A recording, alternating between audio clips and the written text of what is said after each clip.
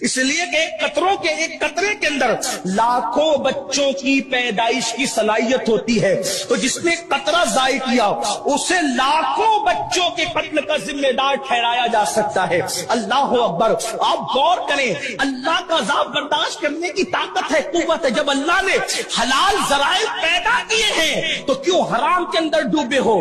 کیوں گندی فلمیں دیکھتے ہو؟ کیوں انٹرنیٹ کی نوستوں میں ملوث ہو؟